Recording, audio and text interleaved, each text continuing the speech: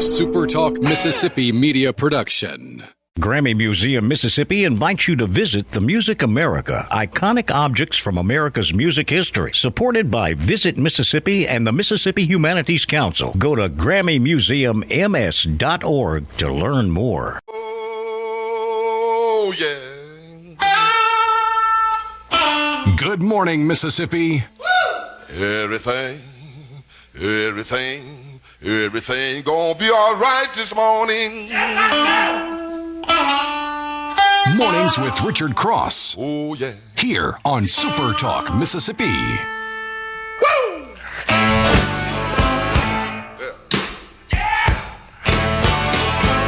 Now, when I was a young boy, at the age of 5, my mother said I was gonna be. Some Monday mornings it is hard to kind of get up and get going and get stirring around and get the week going. And then other Monday mornings it's a little bit easier. And sometimes that is a function of how the weekend went for you. There are there's a particular fan base in the state of Mississippi that I'm imagining on this Monday morning, unless they celebrated a little too much last night, that is waking up with a smile collectively on its face and ready to attack a new week. This is Mornings with Richard Cross on SuperTalk Mississippi. Thanks for joining us today alongside Lance Tolbert. I'm glad to be with you and would love to hear from you this morning. C-Spire text line is open at 601-879-4395. Give your business the edge with gigabit fiber internet. Check them out online at cspire.com/business. C-Spire, inspired by you. Good morning, Lance. Good Monday morning. How's it going today? Great, brother. Yeah, it Great. was a busy weekend for the Rebels, as you were mentioning. Some other fan bases. A lot of sports and a lot of events. There was a lot of winning. A lot of winning. Just win, baby. We're going to get to sports headlines. If you are the do less sports guy, I'm sorry, today is a bad day for you because there is a metric ton to talk about from the weekend. And I think it goes beyond it's news. And we're going to talk about it. And we hope that you enjoy it. Today in North Mississippi, high of about 73. Sun's going to peek out this afternoon and be absolutely gorgeous. Hattiesburg, this morning, got a little bit of rain in the area. Going to push it up to the low, mid-70s this afternoon in Hattiesburg. Indianola, gorgeous day for you in the Delta. You're going to be low 70s. How about in Pass Christian? Lovely Pass Christian. Little bit of light rain, some clouds to start the day. Going to be nice. Knocking on 70's door before it is all said and done.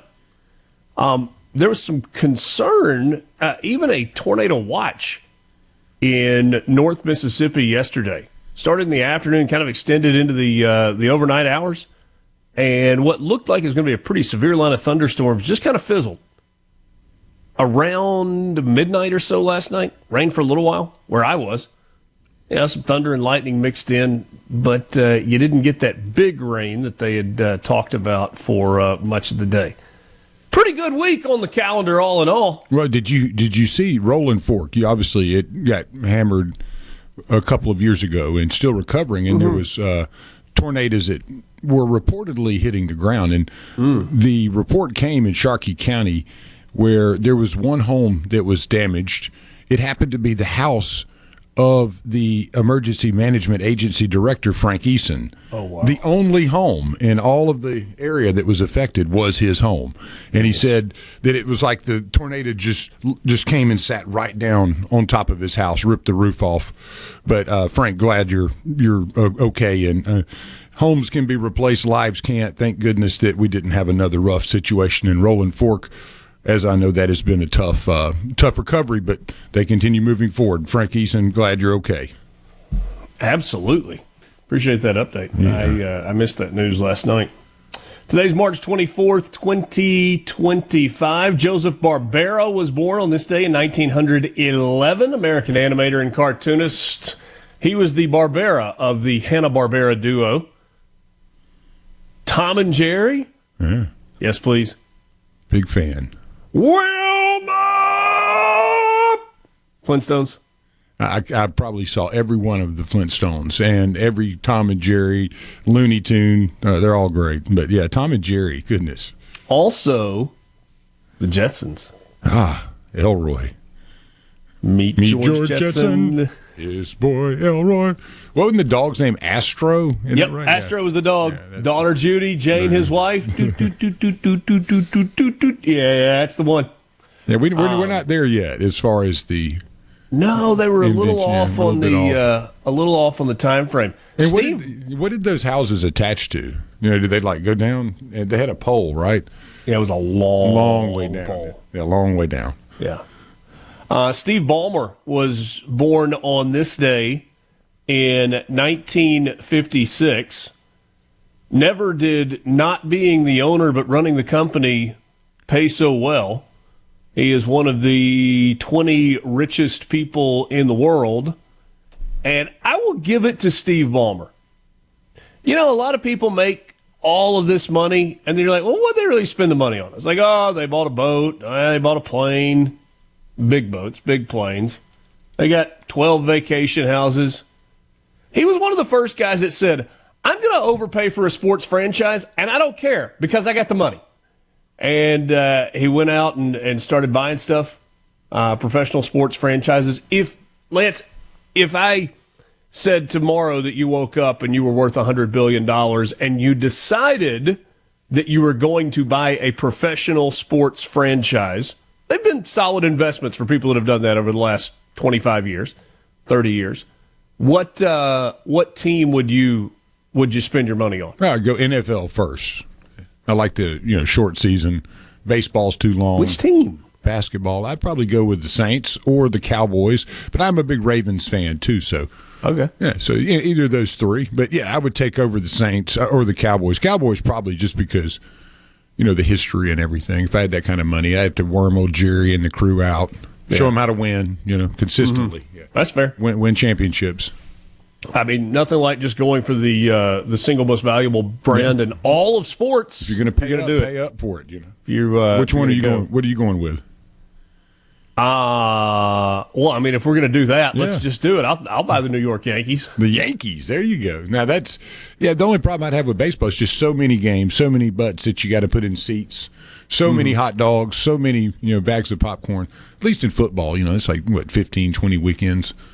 You got to get it together. It's a lot easier production. I'm kidding. I'm sure it's not because of everything that goes in it. But still, 165 games. I don't know if, as an owner, I would have the patience for that. That'd be pretty cool to have the owner's box, though. Peyton Manning was born on this day in 1976. Pretty good football player, if I remember correctly. If you were an owner of a franchise, he's the kind of guy that you would like to have as your quarterback. Definitely. Yeah, you want to find as many of those as you can. Hopefully all you need is one, and you get about 15, 16 years out of them.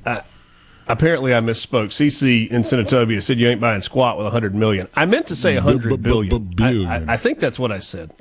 If I didn't say B, that's certainly what I meant. I think I thought I heard a B in there, but I assumed also because, you're not buying a whole lot with $100 million, not a sports team. Yeah. It's also Kelly LeBrock. No. Kelly LeBrock, Weird Science. It's her birthday today. Kind of throwback to the good old days of TV or movies. And it was. I'm trying to figure out. I may be off a day, and I don't want to be off a day. I want to mention it regardless. It was either yesterday or today, depending on which site you're looking at. The raising of the flag on Iwo Jima. By the United States Marines. The most iconic picture ever probably taken. Yeah. Yeah, no question. Watching the video of that and seeing the still shot that was taken, it wasn't taken in the video, obviously, but there's a reel of that available that you can see in black and white, and also I think one in color, and it's absolutely amazing that photographer was able to capture that moment exactly perfect like that. And if you see the reel, you're like, wow, I mean, that's a very good photographer there. I mean, just almost got to think in advance and have a bit of the, seeing into the future a little, because it didn't look like that was what was about to happen. And then all of a sudden, boom, and it's this beautiful, amazing picture. It's incredible. And, I think you said, if not the most iconic photograph ever taken, it is certainly in the top 3, top 5 without question.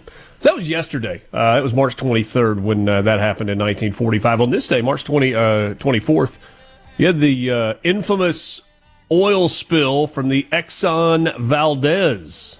Yeah, it was steering. It was trying to get away from an iceberg or ice flows from the river Columbia. Yeah, an oopsie daisy there. Quick timeout. We got news headlines for you. We got sports headlines for you. We got lottery update for you as those big jackpots continue to grow. Mandy Gunasekara is going to drop by this morning. Going to talk some farm aid package this morning with you, and JT Mitchell coming up later in the show as well. Thanks for starting your day with us. Good morning. This is Mornings with Richard Cross on SuperTalk, Mississippi.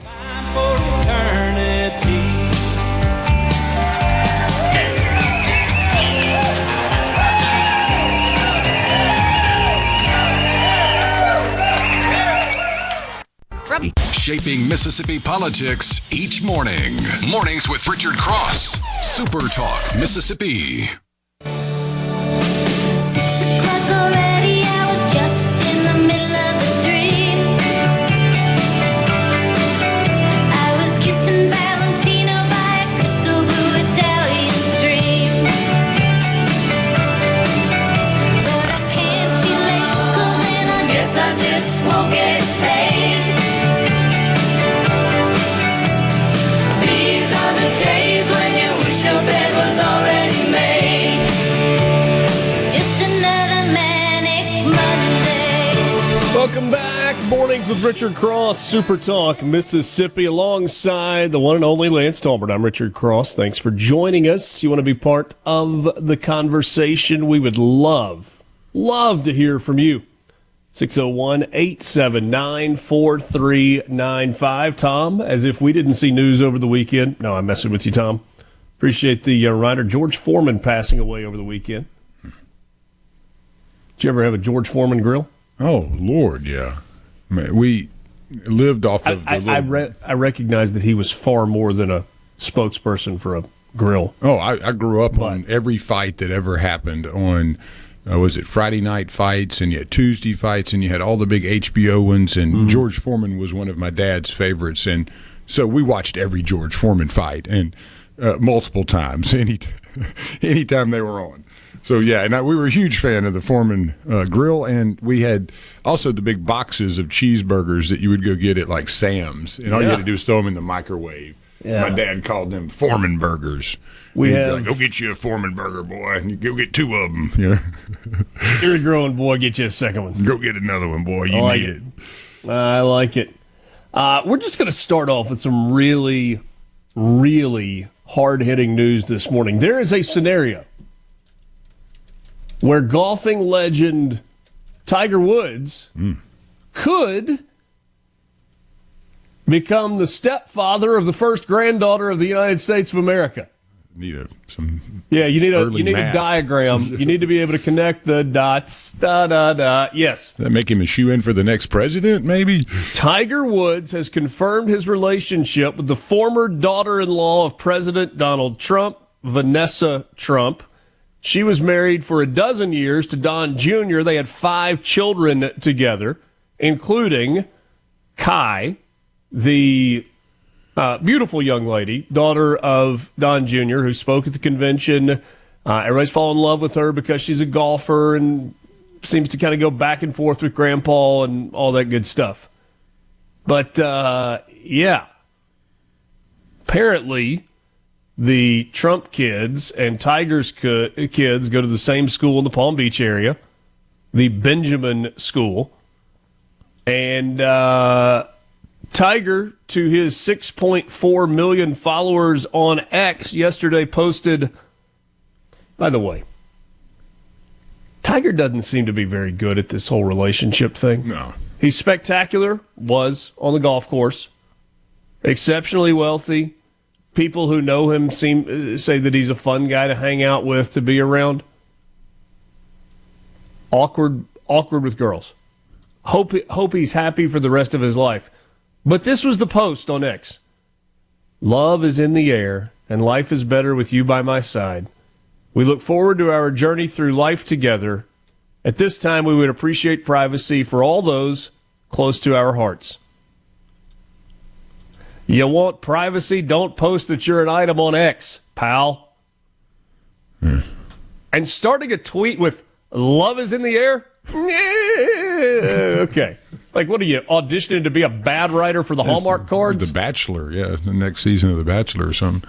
The State Board of Education in Mississippi is supporting a move for the Mississippi School for Math and Science. Did you read about this over the weekend? After considering proposals from the Mississippi University for Women in Columbus, where MSMS currently resides, and Mississippi State, the State Board of Education is encouraging local lawmakers to consider relocating the state's magnet school to Starkville. It was established during the 1987 legislative session.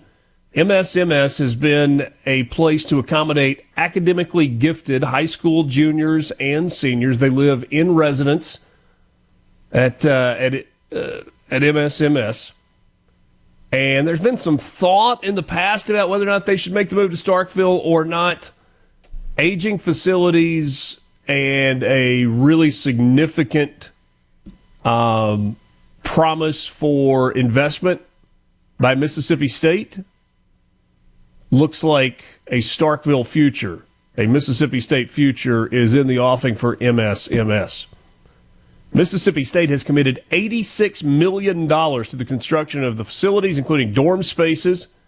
University officials are asking the state legislature to chip in a near-matching $85 million for the project, hoping to have it up and going by 2027, 2028. So that's, $171 million all in? I think. Something like that. Maybe more than that. 80 and 80 is 160. Yeah, well, 171 million.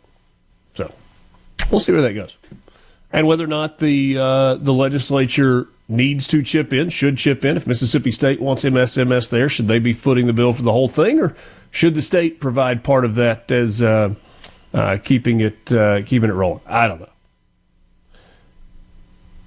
Did you see that the White House has narrowed the scope of the tariffs that are set to go in effect on April 2nd? This is an interesting story from the from the Wall Street Journal, talking about this tariff future and whether or not everybody that they've said that's going to get popped is going to get popped. So, industry-specific tariffs are what we're talking about. They're still going to apply the reciprocal levies on a targeted set of nations that account for the bulk of foreign trade with U.S. President Trump has called April 2nd Liberation Day for the United States. Liberation Day. It's going to be a great day. It's going to be the greatest day we've ever seen. Be huge. It's a really bad Trump impression. Huge. Automobile is what we're talking about primarily, right? We're going to keep an eye on those particular industries, and we don't know. We don't know what it's going to look like. Like, there's some mystery as to which specific industries are going to be omitted from the tariff conversation. Industrial sectors are rumored to be given a break. What does that mean? Does that mean shipping? Does shipping qualify as industrial, or are we talking about more specific than that? Talking about manufacturing, we're talking about steel specifically, aluminum. Well, and the big move is really to, going away from the flat rate into a more specific case by case, potentially than the reciprocal or the flat tariff. So it signifies to me that he's listening to his advisors. So if people are worried that, Trump's just doing whatever he wants, no, he's not. He's saying one thing and using that to negotiate generally probably what he's really more interested in, and that is getting us back on some kind of solid footing. But as far as the tariffs go, it looks like there's not going to be any level rate tariffs. It'll be case by case potentially. Not just across the board. There are, they call it the dirty 15 within the administration. And that's not like some gross thing. There are 15 countries with whom we do a lot of trading in which there is a significant imbalance in terms of levied tariffs. And the plan is to keep those in place until those countries get in line. The only hole that this punches in the whole Trump tariff thing is we're going to use tariffs to become a very rich country. It's how we're going to generate revenue. We're going to get rid of the federal income tax and all that good stuff. If you back off all the tariffs, are you going to do that? I don't know. I will say the more people I've talked about to in the more different industries, there's so much concern about this and what it's going to do to prices. Farming, shipping, you name it. Because we export more than we keep, especially in the farm sector. So, the United States is sending a delegation to Greenland, and it includes the second First Lady of the United States. Do you remember ever? Is that me? That was me. I'm sorry. I had it too high. Man, there we go. Wake up. Do you ever remember the wife of the vice president as part of a diplomatic envoy? The wife of the vice president. No. Mike Waltz, the national security advisor, and Second Lady Usha Vance will travel to Greenland this week. The Danes are not super fired up about this. The United States is serious about Greenland. You may have thought that was a joke during campaign season or a joke during the interim between the election and Inauguration Day. Trump's serious about this, and he's serious about it because of the military strategy related to that country. Quick time out. We got a bunch of sports headlines for you next. This is Mornings with Richard Cross.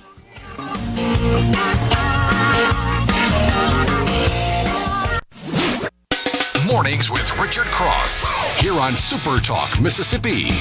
What else? And always on the SuperTalk app. Whiskey River, take my mind. Don't let a memory torture me. Good to be with you this morning. Thanks for joining us on MRC alongside Lance. I'm Richard.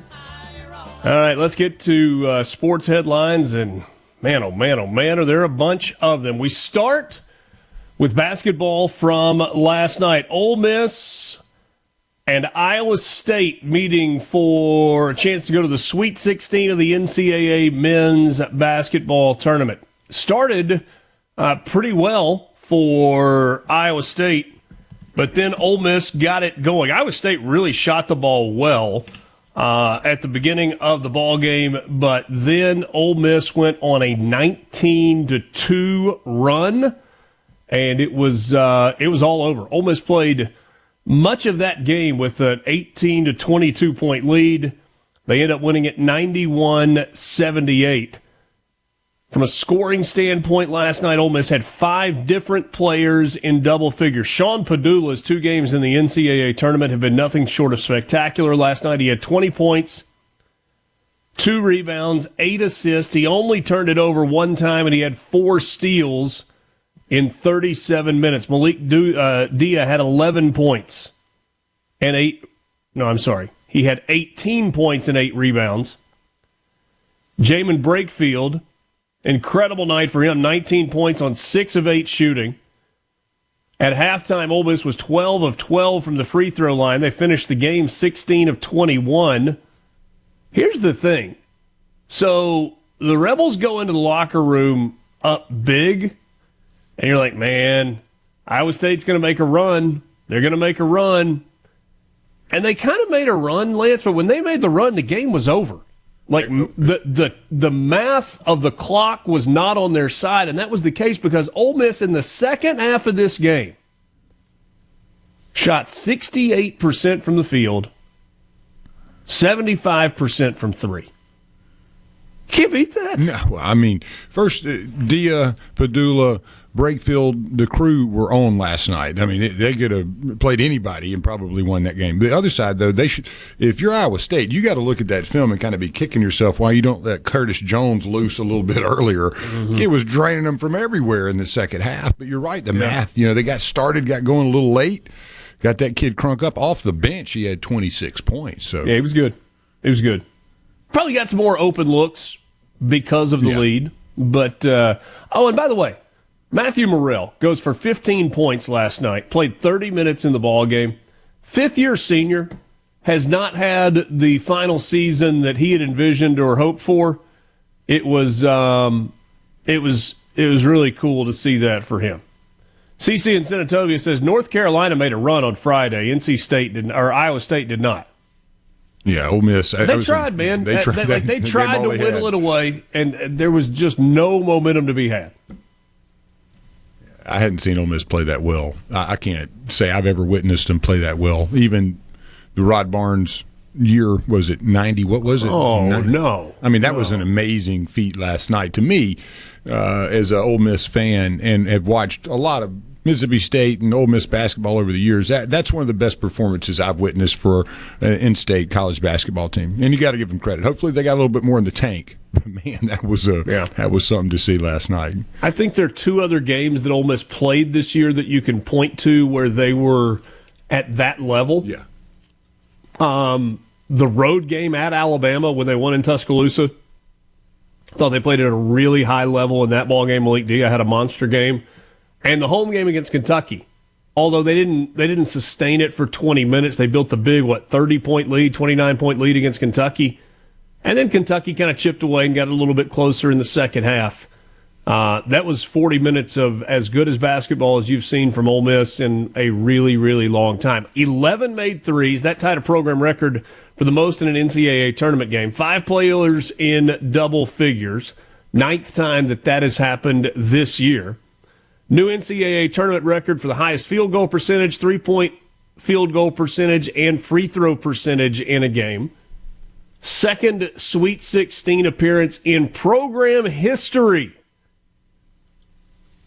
Only the second time ever that Ole Miss has been to the Sweet 16. The other was in 2001. It's been 24 years. 291 made three-pointers for the year. That surpasses the 2009-2010 team for the most in a single season. Well, and you got, 7 SEC teams in the Sweet 16? And we had a comment probably about 2 weeks ago how many I thought were going to make it through the first round. I said 4. I was way off. The SEC obviously is a great league, and it was you could see that all year. But last night, watching Ole Miss play at the level they had to play to beat good teams in the SEC, as you just said, that's what they did last night. And the difference was, it was poignant. You could see it. Yeah, Ole Miss was just a better team physically, and were faster, more physical, and made a lot of shots too.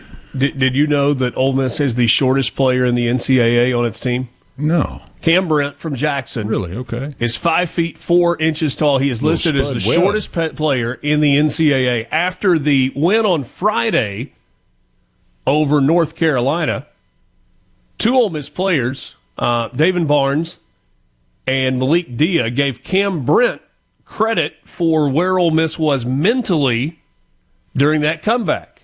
Said he's always positive. He's a team leader, even though he's not a tall guy and he doesn't play much. He's played 11 minutes all season long. And so, in last night's locker room post-game celebration, there was this from Ole Miss head coach Chris Beard. Congratulations on your free education. Those never get old. In case you didn't hear what Chris Beard said, congratulations on your free education.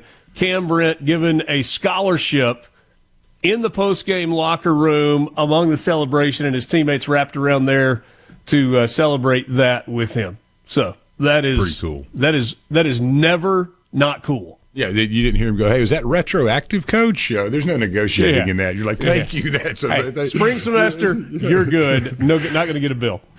The Ole Miss women's basketball team is headed back to the Sweet 16 after a thrilling 69-63 victory over Baylor, who was hosting in Waco. The Rebels are making their second appearance in the Sweet 16 in the last 3 seasons. They were last there in 2023. Defense was the name of the game for the Ole Miss women's team. They forced a season-high 21 turnovers over Baylor, who finishes its year 28-8. KK Deans was the hero who put the Rebels up for good in the fourth quarter. Made a 3 and then made all 6 of her free throws in the final 2 minutes of action. She was one of 3 Ole Miss players in double digits with her 13 points. Her 3 was the 226th of her career, tied for second most in program history. Up next, the Ole Miss women's team will travel to Spokane, Washington, to take on the number 1 overall seed in the women's tournament, UCLA. That is coming up on Friday. Pack in those frequent flyer miles for the Ole Miss women's team. Oxford to Waco, and then they're headed to Spokane, Washington, coming up next. You might could see Russia from there. No, Es posible. I'm kidding. Es posible. A little Sarah Palin. Carson Paetow belted 2 of his team's 3 home runs to help Southern Miss complete a 3-game Sun Belt Conference sweep with an 8-inning run rule victory, 14-2 over ULM. That was yesterday afternoon down in Monroe. The Eagles have now won 4 in a row and 9 of their last 10. They are 18-6 overall. They are 5-1 in the Sun Belt and playing really good baseball right now. So congratulations to Southern Miss on the baseball sweep this weekend.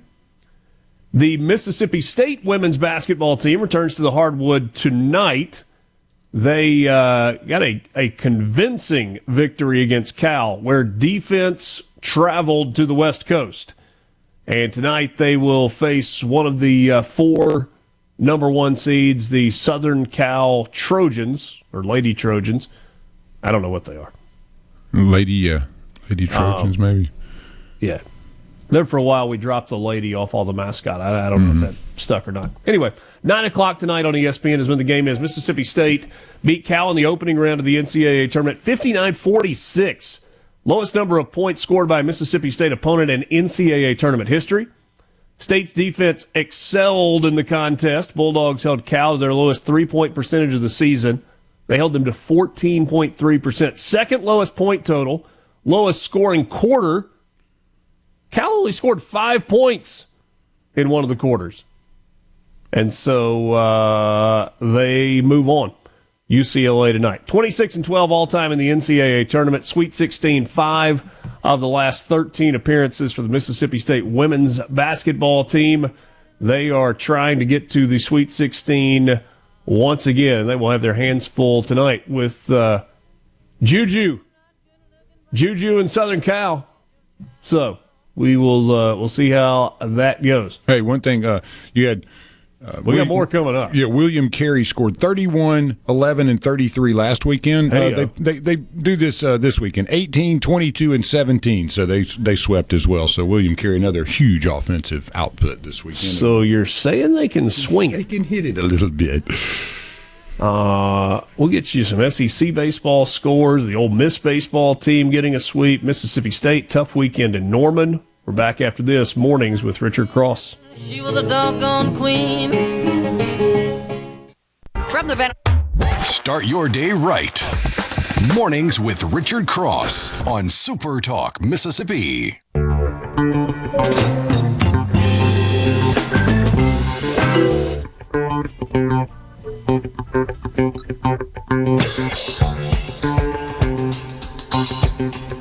Sorry about that. A mix master going on. Yeah, that's my fault. Welcome back. Welcome back. Mornings with Richard Cross, Super Talk, Mississippi. Promise you, we do have there's some more we've got to get to from the weekend, and we will do that to begin the 7 o'clock hour. Mandy Gunasekara will join us at 7:20 this morning. Former EPA Chief of Staff. She is an author as well. I would imagine that Mandy, who has been outspoken about downsizing the government, is pretty pleased with what she is seeing so far from Doge. Get into that and a whole lot more with her.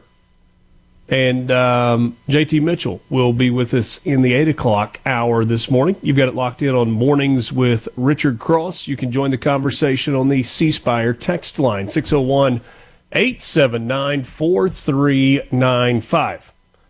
So we got a bit of a lottery update for you. The lottery numbers from the weekend. And if you look at the numbers and you're like, well, if I didn't win, I hope nobody won, then you're in good shape. There was no jackpot winner for Lotto America. Tonight's drawing will be for $27,110,000. The estimated cash value closing in now on $13 million. Saturday night's numbers were 6, 21, 43, 47, 52. The star ball is 3. The All-Star bonus multiplier 2. For Powerball. That's right. Saturday night, the drawing was for a lot of money. Tonight, it's for even more money. $461 million in the big pot. Cash value of $217,200,000. Saturday night's number 6, 7, 25, 46, 57. Powerball was 12. The Power Play multiplier 3. Well, double play, the Saturday, March 22nd drawing, 2, 4, 47, 53, 64, Powerball of 11. And a Mega Millions no jackpot winner. The estimated jackpot for tomorrow's drawing, $344 million. Get to take home $161.5 million of that. And the numbers from the Friday drawing, 15, 22, 31, 52, 57, Mega Ball of 2, Mega Plier multiplier of 3. Match 5, the Mississippi Match 5, no jackpot winner, $58,000 in the kitty tonight. Sunday night's drawing, 2, 12, 20, 23, 24. Well, cash $500 Sunday, midday numbers 655, evening 520, cash for $5,000 midday at 9233, evening drawing 1448, Fireball of 5 and a cash pop of 1 in the midday with an evening Fireball of 9 and a cash pop of 13. Let's tell you about some winners and some payouts. Lottery Claims Office, they were busy last week. $1.1 million went out the door from the Lottery Claims Office. Retailers paid out a little more than average, nearly $5 million last week, $4,864,000 and change from retailers across the great state of Mississippi. Had some cash for winners. These are scratch-offs. Jackson Man, $1,350 on a ticket from Quick Mart in Clinton. The Iberville Man, $1,350 on a ticket from Keith's Superstore in the Iberville. Jackson Man won $2,600 on a ticket from Unch Food Mart. That sounds right. Aren't you glad you bought that ticket at Food Mart in Jackson? And a Tupelo woman, $7,700 on 2 tickets from Murphy Oil in Tupelo. We had a cash pot winner, Hazelhurst Man, won $1,000 from the AJ Food Store in Hazelhurst. Had a handful of Match 5 winners with the Utica Man, $800 richer after purchasing a ticket at the Penny Saver in Raymond. Summit Man, $800 in the pocket on a ticket from Be Quick number 4 in Macomb. Florence woman, $800 on a ticket from Cleary Road Exxon in Ridgeland. A Bellefontaine woman won $800. And then a Jackson woman also won $800. Yeah. Joe in Summerall says, man, those were the exact numbers I was going to pick if I had bought Powerball. You know what, Joe? You know, statistically, my guess is that this is not a great strategy. But what if you just always use the numbers from the most recent Powerball drawing for the next Powerball? What are the odds that the exact same numbers would hit in consecutive drawings? Yeah, I don't have slim.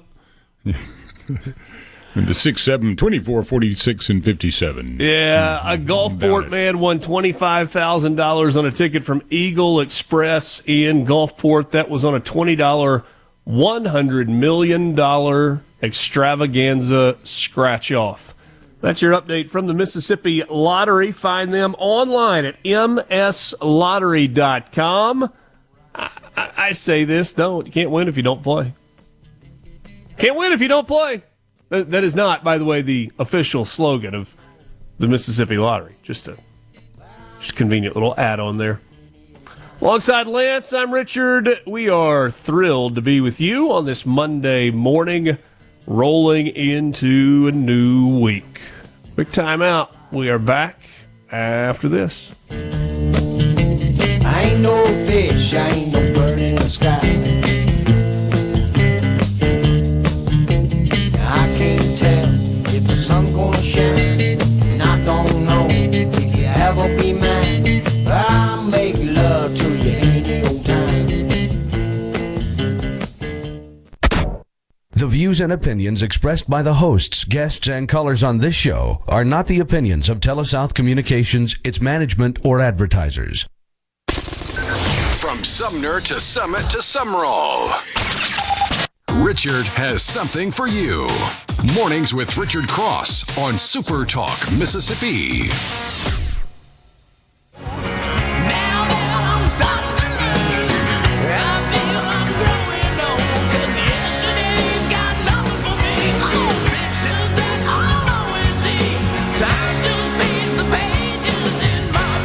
Happy Monday.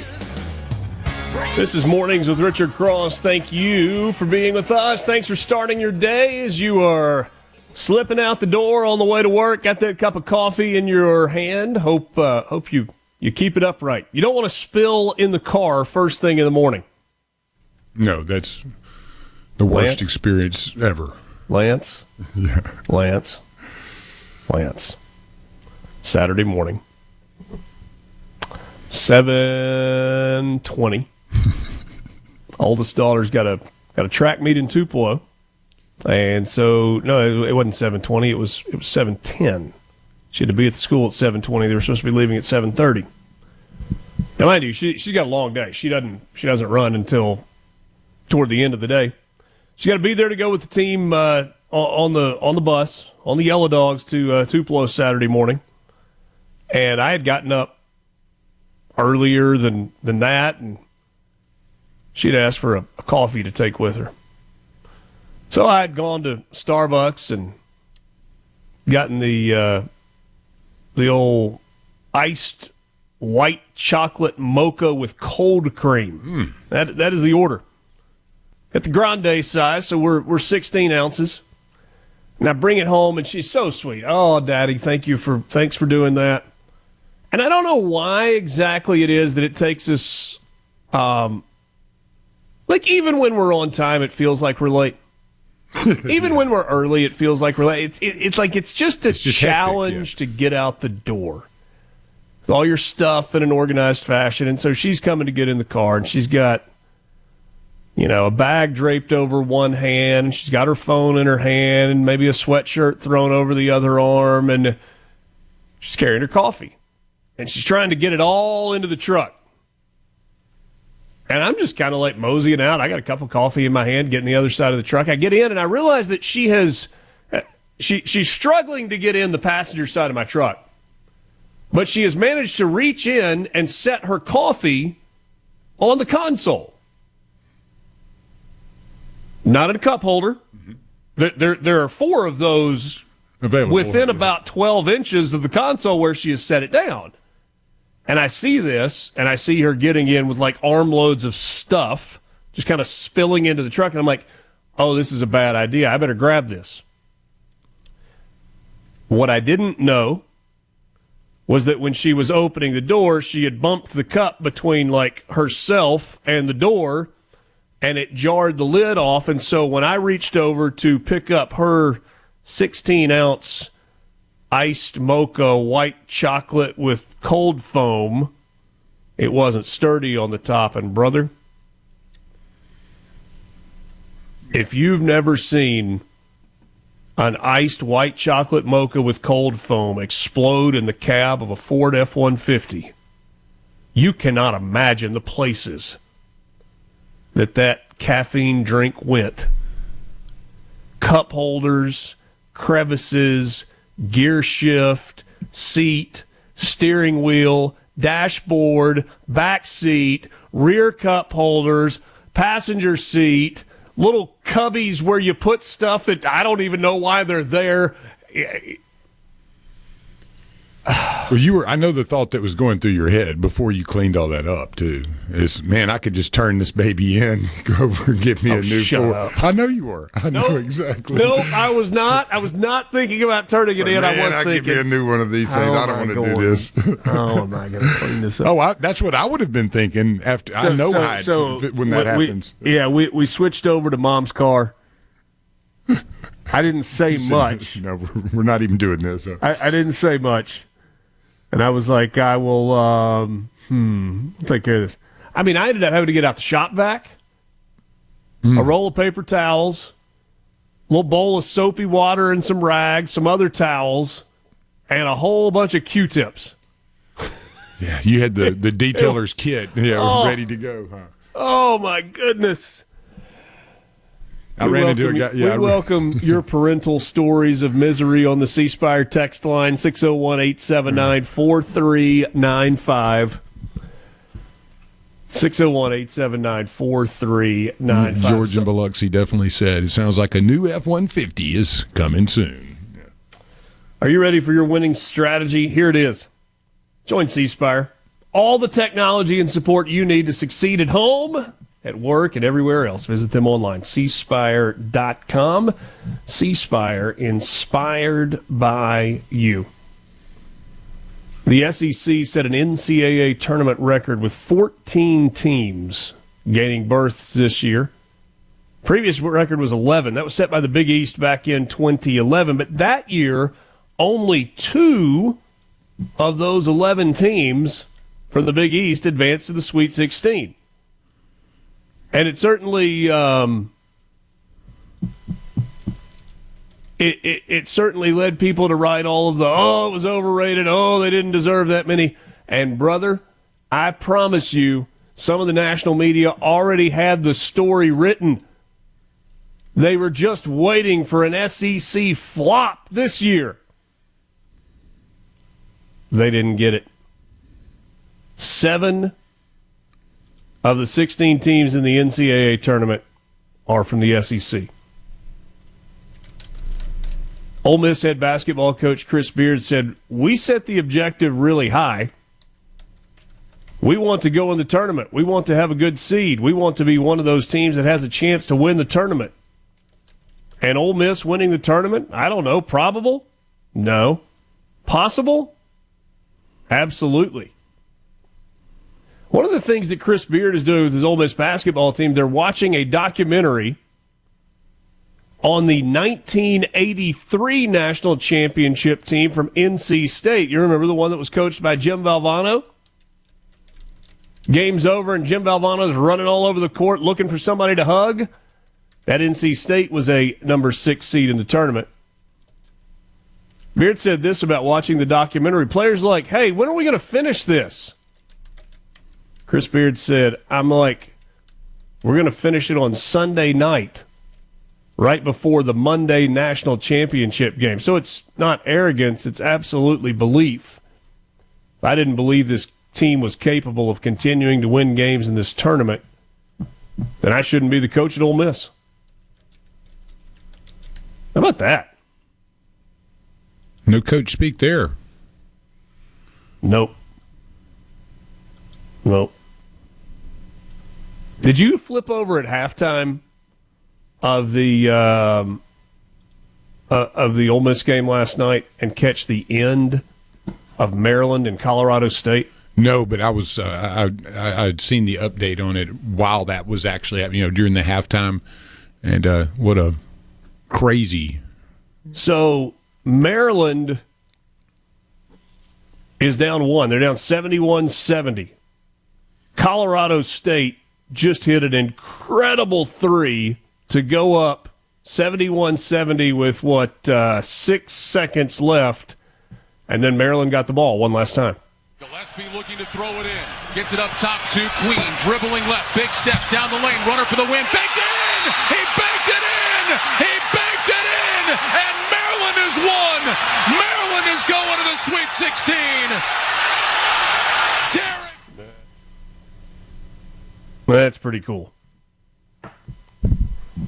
That's what it sounds like in March Madness. That's a really neat deal for Maryland. And everybody after the fact said, oh, he walked. Who cares? I'm not calling that there. Go get a bucket, kid. And he did. And he did. We're going to get into news on the other side of this break. There was just so much from the world of sports this weekend that many of you were locked in on. The Mississippi State baseball team had a really, really gutsy win on Friday.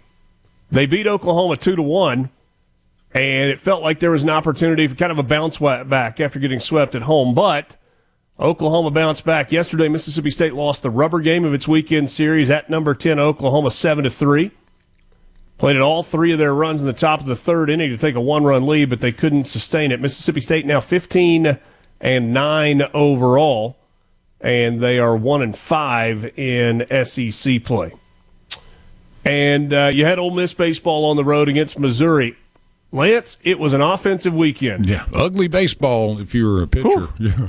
14-6 yesterday in the season finale. First SEC series sweep for Ole Miss since Baton Rouge in 2022. Been a while. Ole Miss scored 40 runs in the series, most since 2019, including Isaac Humphrey, 4 home runs, 13 runs batted in. To put that in perspective, going into the weekend, he had 3 home runs and 14 runs batted in. Mason Nichols got the win yesterday. Ole Miss sweeps Missouri. The Rebels have a midweek game at home against Memphis, and then they will host the Florida Gators, who are winless in the SEC, starting on Thursday night.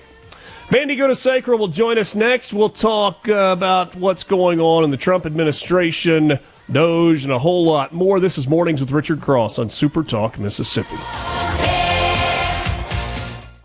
From the Venable Glass Traffic Center, I'm Patty Steele. Venable Glass with 2 locations in Richland and Brandon. Call 601-605-4443 for all of your glass needs. Traffic is moving smoothly. We are all clear with no accidents, no major congestion. Trust your heavy haul transportation needs to Southeastern Services. Years of experience hauling and operating heavy equipment. You can trust their team to handle your job with confidence. Call Southeastern Services today. 601-292-9932. Maloney Overhead Door is new to the greater Jackson area, but we've been serving North Mississippi families and businesses for over 3 generations. We're your local experts for all your garage door needs, residential and commercial garage door service, installation, repair, and emergency services, plus stock equipment sales and service, gate operator repair and replacement, and more. Experience the difference with Maloney Overhead Door of Greater Jackson. Call us today for a free quote. 601-612-0850. Maloney Overhead Door. Quality service for 3 generations.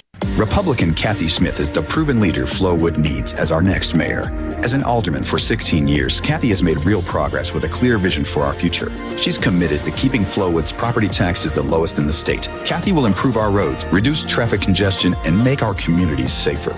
She's committed to growing our economy and supporting local businesses. She'll ensure our police and firefighters have the tools and training to protect us all. On Tuesday, April 1st, vote Republican Kathy Smith for mayor. Paid for by Kathy Smith for Flowood Mayor. Hi, I'm Josh Quick, the owner of Mid-South Crawl Space Solutions, formerly known as Clean Space of Central Mississippi. Our name may have changed, but our expertise remains. An unhealthy crawl space can invite mold, bugs, and buckling floors. This affects not only your crawl space, but compromises the health of your entire home. Our Clean Space system will transform your crawl space into a dry, healthy, clean environment that will save you energy and money. No more moisture, no more mold, no more smells. Still doing free estimates at mscrawlspace.com. Some trees and shrubs running your yard instead of you? Let the tree professionals at Baroni's Tree Pros take out your problem limb by limb. Baroni's Tree Pros is your complete tree, shrub, and stump removal service. No job is too big for the tree professionals at Baroni's Tree Pros. And with our superior cleanup, you can't go wrong. Baroni's Tree Pros, 601-345-8090. 601-345-8090. That's 601-345-8090 or online at baronestreepros.com. That's baronestreepros.com. This is Brian Haydad with Sports Talk Mississippi, the Magnolia State's #1 sports show. Weekdays, 3 to 6 p.m. Morning, partner. The sun is up, the coffee is on, and you're starting your day right. Mornings with Richard Cross, here on Super Talk Mississippi.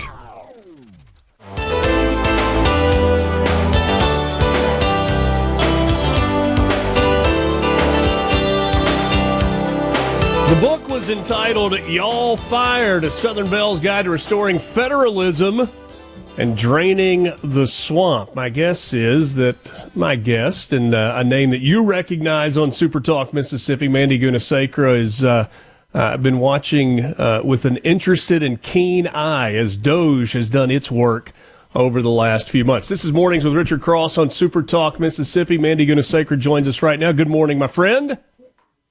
Hey, good morning, Richard. Great to be with you. I understand the struggle in the mornings, especially on school days, and so I especially thank you for joining us in the 7 o'clock hour. Yeah, well, thank you. As others can attest, I was a little bit late sitting down because I had to put some apples and peanut butter in a lunchbox, but that's all set out the door and we're ready to go. all ready to go, and it feels like this time around the Trump administration was ready to go as well. I know you're doing this from afar. You don't have the front row seat that you had when you were chief of staff at the EPA, but as you see and you look and observe the differences in the way the first 8 weeks or so of the administration has gone this time versus last time, how do you describe it? It's night and day. And it really is a reflection of what a lot of former Trump appointees did that served in the 45th administration, myself included, is, we looked back and realized how much time we lost during those first 100 days. And it was a significant amount of time, and there's a lot of reasons for it. But what we decided is that if given the opportunity to have a conservative administration again, led by President Trump, what policies should we prepare? What personnel resumes should we bring together to offer up to whoever is going to be in charge of presidential personnel and putting people in different positions? Everything from policy strategy to TikToks, that's daily, weekly, monthly implementation plans, as well as the people who could do that. And so for really the past 2.5 years is when this started in earnest. That's what folks have been focusing on. And the thing about President Trump as well, separately from those efforts that were really across Project 2025 got a lot of attention, but there were a lot of different organizations, America First Legal, America First Policy Institute, that were putting a lot of time and investment into making sure not only did we have a strategy from day one, but it was ready to go. And at the same time, you had President Trump, who's never really stopped act as the executive in chief. Someone said this, who's working for him right now over at the National Security Council, who said, you need to think of this as if it is his 9th year. Of course, he wasn't in the White House for 4 years, but he still was building ideas, paying attention, a part of the national scene, and had a team of folks working around him, either pushing back or laying the groundwork and painting the vision for what would happen on day one of the next opportunity. Was Stephen Miller kind of the architect? I mean, I know there were a lot of people involved, but was he kind of the point person during that interim in putting this strategy together? He certainly was on immigration. He's the deputy chief of staff for policy at the White House. The way that actually shakes out from a day-to-day task perspective, you have the chief of staff, and she handles a Susie lot Wiles of is a boss. I'm convinced that she is the single most important. I've said this over and over. She's the single most important person in the administration not named J.D. Vance. She absolutely is. And what she does is she deals with a lot of, I would say, the inter and intra White House affairs. So this is dealing with cabinet members, just keeping the trains running, making sure the right people are doing the right things. She is so good at that. Very, very well organized. But then the deputy chief of staff, it's a step deeper into getting into the domestic policies, which really is Stephen Miller's bread and butter, immigration. And he had started a nonprofit, America First Legal, and they are one of the organizations that really is the tip of the spear of legal efforts during the 4 years President Trump was out of the White House, holding the line on legality, suing against Biden administration policies that did not have the force of law behind them. But now that President Trump is in, that organization is still in the fold, suing the administration in ways that shore up support, suing against state officers and others that are getting in the way, illegally, mind you, of trying to interfere with the president's agenda. So Stephen Miller is a huge part of the president's success. You mentioned Project 2025 a second ago. It got so much attention during the campaign, and Democrats were saying this is what they're going to do. They're going to roll out Project 2025. And Trump and others kept saying, no, I wasn't the author of that. That's not the plan. And yet, if you look at what's in Project 2025, a lot of the things that this administration is rolling out are things that were written about and explained in great detail. So what is the role of Project 2025? You had to testify on Capitol Hill as it relates to that particular piece. Yeah, and it took on a life of its own, mostly because it's a really good piece of work. And what we did is we started playing the game the Democrats had been playing for a long time, is at the end of an administration, keeping teams together to figure out what should you carry forward and present as the next opportunity. Now, I testified before Congress, and President Trump said this time and time again, which is absolutely true. He had nothing to do with it. But of course, there's some parallels between what Project 2025 included in their mandate for leadership, which was the policy handbook, and what the president's doing. And that's because the president is aligned with where the majority of the conservative base is when it comes to approaching policies, from economic policy to deregulatory actions, balancing energy production alongside environmental protection, securing communities with a safer border, just about everything. There's a big discrepancy on the trade front between where some of your traditional conservatives are, but not, and where the president has ultimately gone. But the policy handbook, it was a suggestion of this is where the conservative movement is on these policies. This is how you could achieve it. And Mr. President, it's in your prerogative to pick and choose what policies that you actually implement. You can take it and run with it. From there, we're here to help. And that's why you've seen some of the policies that the president has tapped into that are parallel to what Project 2025 and other conservative organizations put out there. They've been so successful because it wasn't just one person or one group thinking about it. It really was the collective effort of the technical experts that we use to help shore up these ideas, the legal experts to think about what are the laws that support us, what's going to be challenged, how do we prepare for that? I mean, every single angle, you're trying to make sure they're going to try, the other side or those who disagree are going to slow you down. And Project 2025 really was a reflection of that. And again, it's very similar with what the president was saying on the campaign trail, policies he pursued in the 45th administration, and what he is doing now. So again, I characterize it more as parallel actions, but it's because so many of us, not just the conservative movement, it's now expanded beyond with people like RFK Jr., Elon Musk, Vivek Ramaswamy, those types of folks. A lot of us are on the same page of seeing how wrong this country was going because of bad policies from the top and how we go about fixing it. Mandy Gunasekara is my guest. This is Mornings with Richard Cross, SuperTalk Mississippi. You can jump in if you want to on the C Spire text line at 601-879-4395. The tariff piece that President Trump is implementing. Interesting story in the Wall Street Journal saying that they may be a little more systematic than we originally thought when that April 2nd deadline rolls around. And it's not necessarily going to be tariffs, reciprocal tariffs across the board for everybody, focusing specifically on some industrial areas. that they may be a little more strategic in the way they implement those. There's a lot of concern from different segments of industry. I know farmers are concerned because so much of what we grow in the United States is exported to other parts of the world. I know the shipping industry is very, very concerned about tariffs and how you could even have charges that happen multiple times as it goes to different ports. When you look at this, what is your concern on the tariff piece of this conversation?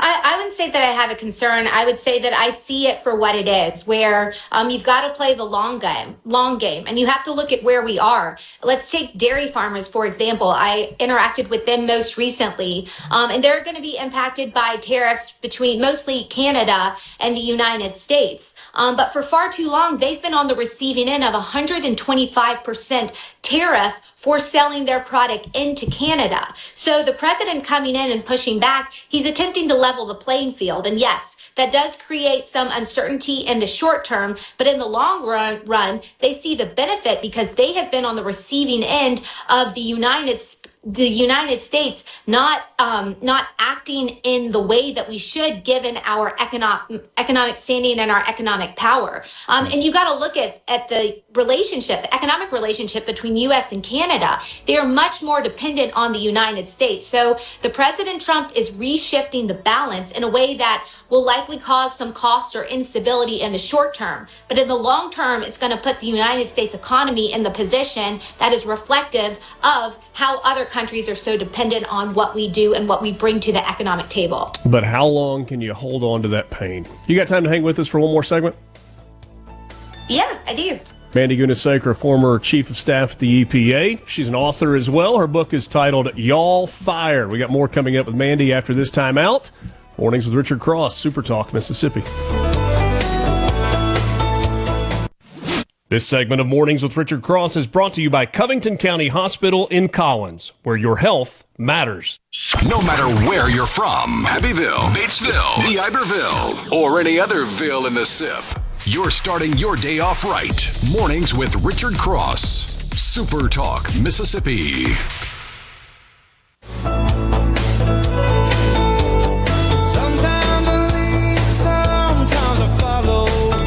This hour of Mornings with Richard Cross is brought to you by MWG Employer Services. Running a business is tough, and if you're struggling with HR, benefits, and payroll, you're not alone. That's where MWG Employer Services comes in. They provide a full range of employer services, plus a custom plan that fits you. Call them today at 601-206-7966 or go to MWGEmployerServices.com. Mandy Gunasekara is my guest this morning as we roll through the 7 o'clock hour. Hope your day is off to a great start. Mandy, let's switch gears for a second and talk about Greenland. I said to Lance earlier this morning, I don't remember the wife of a vice president, so the second first lady, being part of a diplomatic envoy to a foreign country, but that's what we've got happening this week when Usha Vance is going to join Michael Waltz, the National Security Director, in a trip to Greenland. This is something that feels like started off as a campaign or between the election and inauguration conversation. It was kind of funny and it was kind of cute, and it was happening at the same time people were talking about Canada as the 51st state. But the Greenland conversation has become very real. And we got a message from Shaq Bully this morning on the C Spire text line saying, hold on a second. Why do we think we can just go take over a country just because we got 300 million people? Does that give us the right to take over a sovereign nation by force? I don't think that is actually the plan. But when you look at this conversation as it surrounds Greenland and the security interests and the natural resources that are available there, what do you make of it? Yeah, I think Greenland has always been a strong strategic partner. We've had military installations there for a long time. Actually, when I was born, my father was stationed at Thule Air Force Base for 2 years, so 84 and 85, over in Greenland. Now, the presence of the military installations predates that, but nonetheless, for the entirety of my lifetime, there has been a strategic relationship with Greenland. And, while the president mentioned it, and I think a lot of people looked at it as unbelievable, he meant it seriously because he talks to the folks who realize the national security implications, the minerals that are there, and the strong strategic partnership that we have enjoyed for so long. Now, to the ceasefire text line concerns, we wouldn't go in and take it by force. That's not what we're going to do. There is an opportunity to either strengthen that relationship as it currently is, or there is a movement on Greenland right now to have a vote, essentially a referendum, whether or not they want to stay with Denmark or they want to join in a more formal way with the United States. And a lot of that has to do with you look at what has Denmark actually done? What is their original stake? When you get into this, there is a very, very strong case for the United States to have a stronger relationship with Greenland, whether that is some formal making them an additional territory or just strengthening what it currently is. But there's a very strong case for that. And the more important aspect is there are people there, citizens of Greenland that have been there for quite some time that are increasingly interested in this. So it's an opportunity for them. The president, he mentioned it. I think, again, a lot of people treated it as something in jest. But strategically, it's something that folks from the national security side have been thinking, and at least in the back of their mind, for quite some time for a variety of reasons. And also, as we shift our focus towards space engagement, having a presence in a place like Greenland, it makes a lot of sense for those overarching national goals as well. It's going to be interesting to see where this goes. You mentioned that election coming up. I think it's later this week. About 58,000 residents of Greenland, and going to be fascinating to see how that plays out. I mentioned at the beginning of our conversation that your observations of Doge. I'm assuming you've been smiling as Elon Musk and the Doge team have been going about their work. Some of that is what you wrote about in your book, You All Fired, where you're talking about downsizing the government and finding waste. To me, there are two things that really stand out in this. One is the uproar over how it's being done, not what is actually being found. People don't seem nearly as concerned about the waste that's being found as the fact that you've got this Elon Musk-led group that is doing the finding.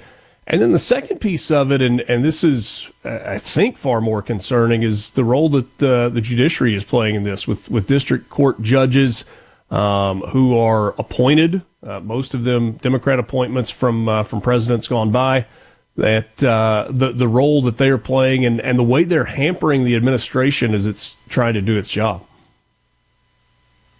Yeah, I think you make a really good point that people are focusing on the wrong thing. The extent of waste is unbelievable. It goes far beyond what I thought would be there, and I had a pretty good insight into what that might look like. But, you have to look and see really what has Doge done. All they've really done up until this point, beyond policy recommendations that have been taken to downsize certain areas or to reintegrate certain offices and buildings into other departments for efficiency's sake, they've done an audit.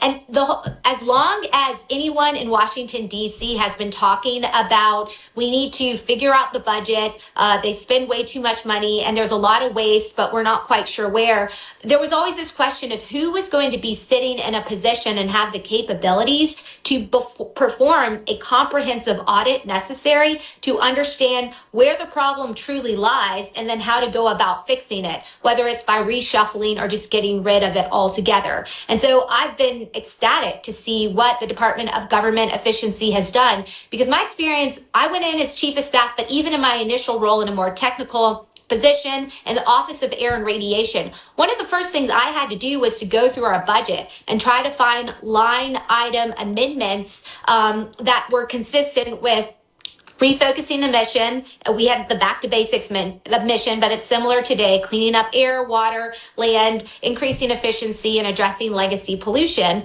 And going through the budget, it was overwhelming. It's purposefully convoluted and difficult to know where money A goes and why it ends up in pocket B, C, D, and then maybe subpart E, F. It's just, it's impossible to find. So what they're doing, it's a huge service. The amount of waste is ridiculous. People should be up in arms. This is your money. This is all of our money. It's not government money. Government money is taxpayer dollars. And so to the extent there's waste, fraud, and abuse going to pet projects that don't assist and potentially undermine the mission of agencies that are put in place to assist we, the people, that should be infuriating. And yeah, some people are going to lose their job, but those people, they've had a fake job for numerous years. They get 165 plus salary with massive benefits, and they haven't, many of them have hardly gone into the office for over 4 years. And now that the president is saying, if you still want this sweet job with all these awesome benefits and you really care about contributing to the public service of this country, just come into the office and do your job.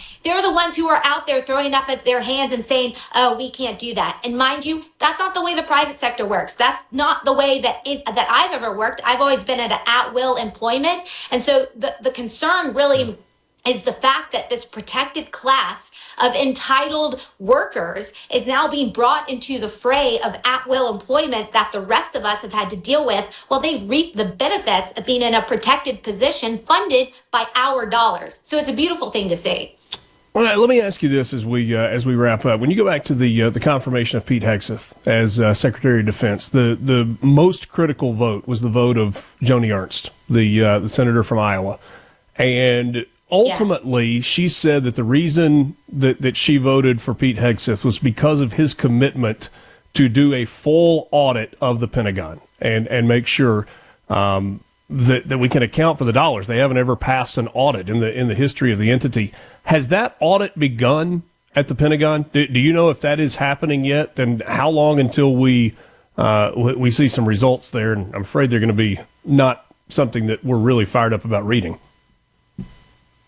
Yeah, no, and I think the Department of Defense they've largely gotten a free pass because we all support the men and women in uniform and the protecting of our country both here and abroad.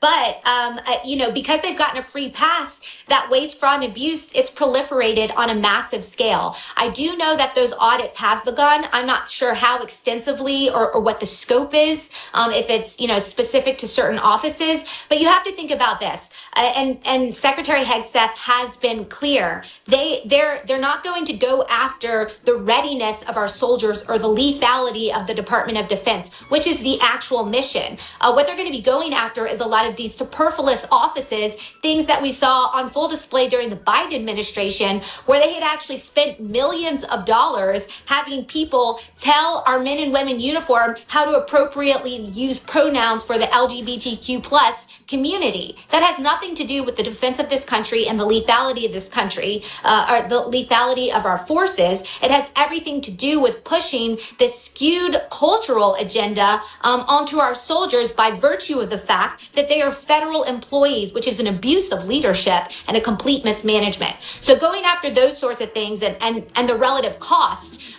there are some disruptive companies. Anduril Industries is one of them, for example, but have shown that you can bring in new technologies without the massive cost. From the Venable. All right, now to the important stuff. Your VIP pass to hear what the most influential Mississippians are talking about. This is very important. Huge news. Mornings with Richard Cross on Super Talk, Mississippi.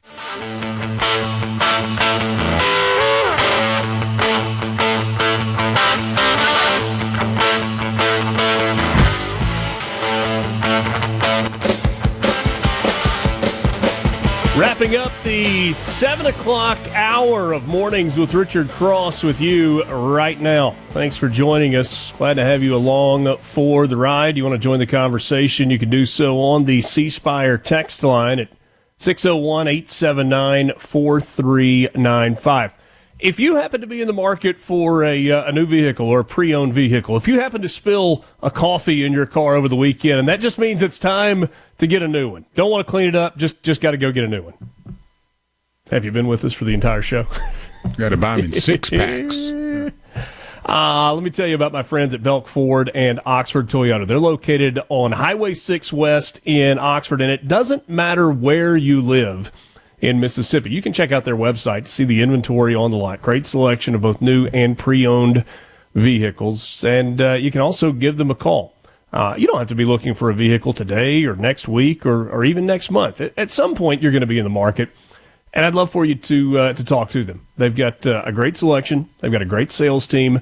They're going to get you the best financing that you can find anywhere, and they're not going to be pushy. They're going to help you find the vehicle that you are looking for, whether it's an F-150, the best-selling truck in America for 48 straight years. Maybe it's the Expedition or the Explorer. If a Toyota is what you're looking for, how about that new Land Cruiser? I think that's what Lance has had his eye on. That FJ is going to last for a while, but it's not going to last forever, ever. And I can see Lance behind the wheel of one of those new Toyota Land Cruisers. I love the Cruiser. Looks a little bit like the FJ that you drive. Yeah, I like the older Cruiser a little better, but I'm actually looking for a Subaru Brat is what my next vehicle is going to be. Well, they could help you find that through the pre-owned vehicles at Belk Ford and Oxford Toyota. Give them a call or check them out online, belkford.net, oxfordtoyota.com. Glad to be with you this morning. There is a better way at Belk Ford. Check them out, Highway 6 West in Oxford. I love the Broncos. They look great, though. I grew up with the Broncos, the little Bronco 2s, the Bronco truck that had the shorties. We rebuilt it, or my dad did. I didn't have anything to do with it. But I love the old Broncos, and I love that they've brought those back. I wish they had a V8 option, but, I don't think many things are made with the V8 anymore. No, and I never thought that I would go to a V6 in a truck, but I've got the 3.5 liter that turbo V6 in it, and it is a great engine. Well, and the V6 now are so much better. My brother-in-law had a new vehicle recently, and we were pulling a pretty heavy trailer V6, but it was the diesel version style. I mean, man, you couldn't even tell the thing was behind it. I was like, this is luxury here. Goodness. I don't know how that works, but it does, and it works quite well. Quite well. Did you see the story out of Massachusetts from over the weekend? You had CBS actually reporting on this, and they looked into claims that ICE made in Boston that illegal aliens charged with rape crimes in Massachusetts are being released from jail with ridiculously low bail. And CBS, in this investigation, found that, yes, that is happening. That's not just some talking point that's being put out there. A couple of examples. This is scary stuff. This is happening in a major American city with leadership that has thumbed its nose at the government over and over and over about immigration policies and about the job that about what Tom Homan is doing with the deportations. There was a Guatemalan who was charged with 3 counts of aggravated child rape who was released on a bond of $7,500. Bail was $7,500. You know what that means he had to come up with to get out of jail? 10% of that, $750. And the ICE detainer notice was ignored. There was another Guatemalan that was charged with aggravated child rape with a victim age 9 or below, released on $7,500 bail. ICE detainer ignored. There was a Honduran charged with assault to rape and masked armed robbery, released on his own recognizance. No bail. Yes, the ICE detainer was ignored.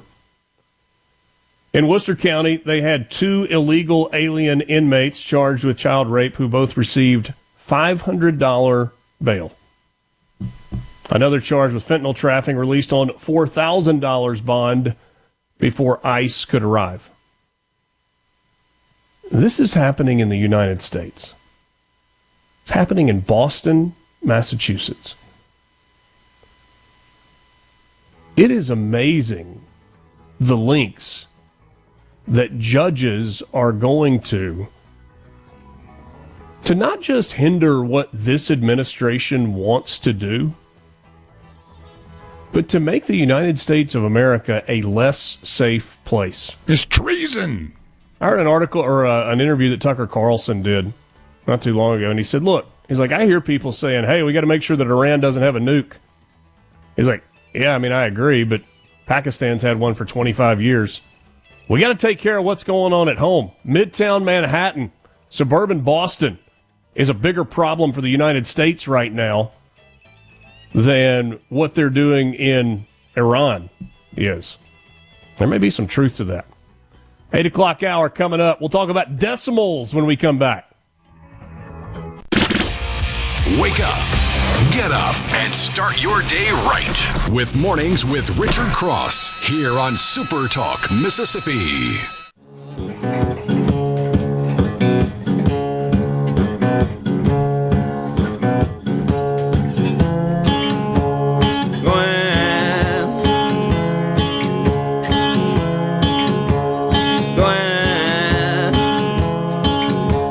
Good morning once again. For those of you just joining us, just after 8 o'clock on this Monday morning, we hope that your week is off to a fantastic start. Or if you're just getting it started, we hope you have a great week. Thanks for joining us. C-Spire text line is open to you this morning. The number is 601-879-4395. 601-879-4395. You're looking for game-changing technology? Then you need C-Spire on your team. 5G wireless, fiber, home, internet, and business IT solutions built as tough as you. Learn more at cspire.com. C-Spire, inspired by you. Thanks for being with us this morning. Boy, last week was quite the week at the Capitol in Jackson. On Tuesday, on the Senate floor, you had the Senate debating and ultimately voting for an amended House Bill 1.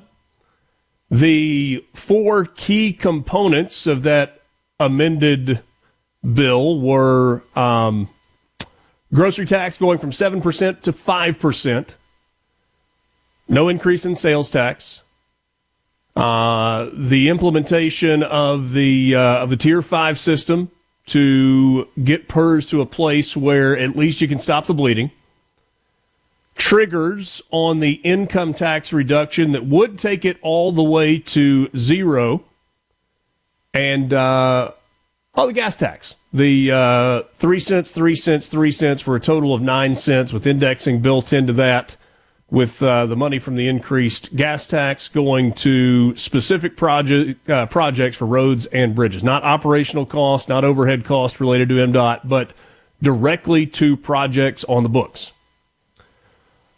So the headline grabber in all of that was obviously the reduction of the sales tax of the income tax to zero. Ultimately, it was the way that the amended Senate bill of House Bill 1 laid it out was from 4% to 3% over the next 4 years, dropping a quarter point a year. So over the course of the next 4 years, the income tax for Mississippians goes from 4% to 3%. Once it got to 3%, triggers went into place. And those triggers were based on collected revenue and whether or not the collected revenue came close to, equaled, or surpassed the $400 million in tax revenue that you would be giving up by reducing the income tax. And the triggers were 85%, 100%, and 115%. Those were the numbers that mattered. So if you were at 85% of revenue, 85% of that $400 million in terms of collected revenue, then the tax would go down by 20 basis points, or 0.2%. If you were at even, so basically 100% of revenue collected, then you would have a 0.25 point drop in the state income tax rate. And if you were at 115% or more, then there would be a 30 basis points or 0.3 of a percentage point drop in the income tax rate. And so in a best case scenario, going from 3% to 0, you were looking at about a decade. And that would be if you hit that 0.3% trigger year after year after year after year. The reason that the triggers were put in place was because the Senate wanted a more conservative approach with uncertainty on the horizon for the amount of money that the state of Mississippi was having to spend because of the unknown, because of changes that could be coming to Medicaid, because price of business going up, because of funding changes with the way the federal government allocates money to states.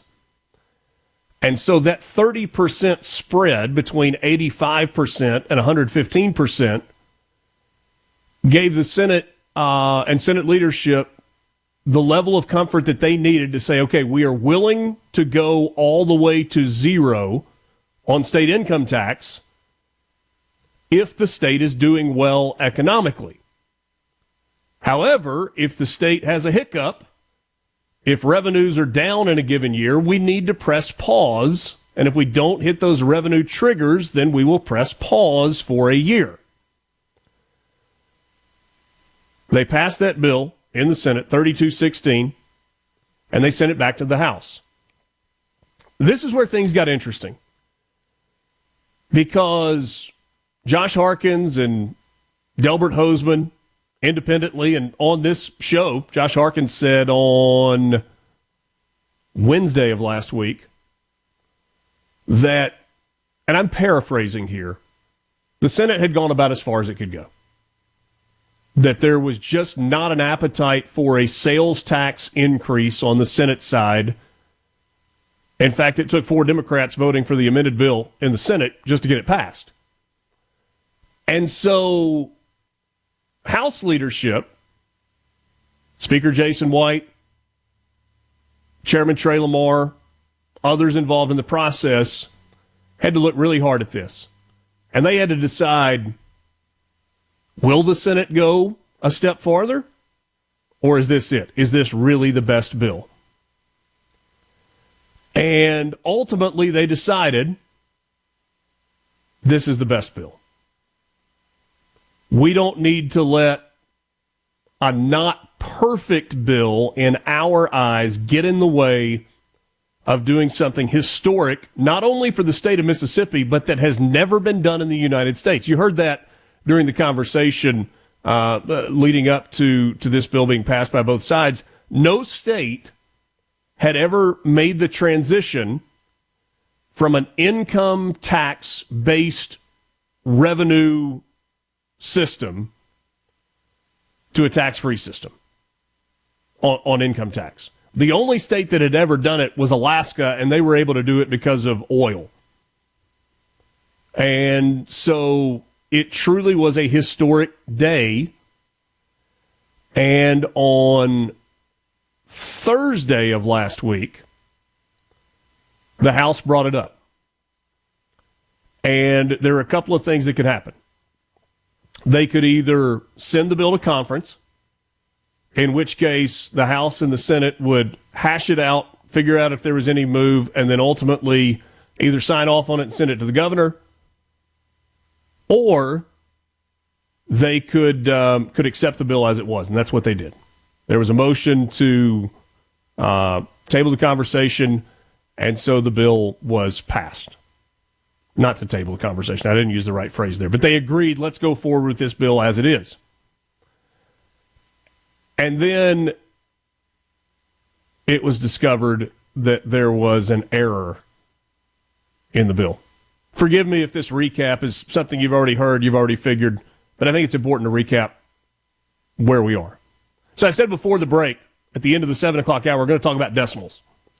If you go back and you read the language of the bill, you will see in those triggers that we were talking about a second ago that the language reads 0.85%. 1.15%. You ever heard somebody say words matter? Boy, did words matter in this case. In fact, it was punctuation that mattered. Because of that decimal point and the percentage sign being after it, you ended up with, instead of 85%, 0.85%. 85 100ths of 1%. And so instead of having that 30% spread that the Senate wanted as a safeguard for the state's economy, you ended with 0.3 of a point spread. 0.85, 100, 1.15. And so in essence, the revenue triggers are going to hit every single year. Now, if you believe, period, in cutting the state income tax to zero, this is a win. But if you were for the more conservative approach that the Senate was proposing to make sure that the state was in a good place economically, then you got some concern today. What does this mean going forward? Did the House do right by not allowing the Senate to correct its very clear mistake? Is the governor doing right by saying, send me the bill, I'm going to sign it, and if you want to change it, you'll have to do that in legislation going forward? Was this nefarious? Or is all fair in love, war, and politics?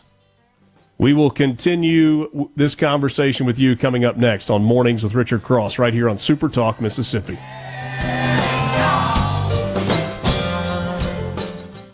From the Venable.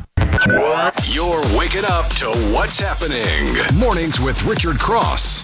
Right now on Super Talk, Mississippi.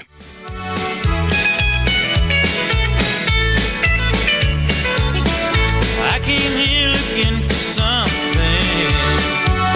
I couldn't find anywhere else. Hey, I'm not trying to be nobody. I just want a chance to be myself. So as it pertains to the tax bill, I think you've got I think you got three questions. Maybe there's more than that, but I've kind of zeroed in on three. What happened? How did it happen? And is the House wrong for not allowing the Senate to correct its error? So what happened? I think we explained that. I think.